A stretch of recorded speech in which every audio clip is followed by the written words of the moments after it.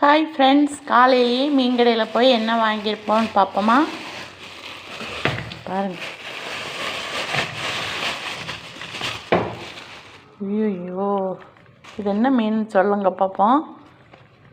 மஞ்சக்காரையா? 50 ரூபாய்க்கு எவ்வளோ மஞ்சக்காரை கிடச்சிருக்கு பாருங்கள். காலையிலேயே ஃப்ரெஷ்ஷான மீன்.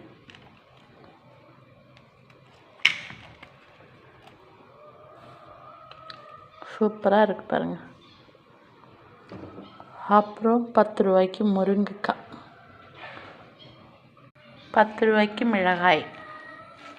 மீன் குழம்பு வைக்கிறதுக்கு, பொரிக்கிறதுக்கும் நல்லாயிருக்கும், குழம்பு வைக்கிறதுக்கும் நல்லாயிருக்கும்.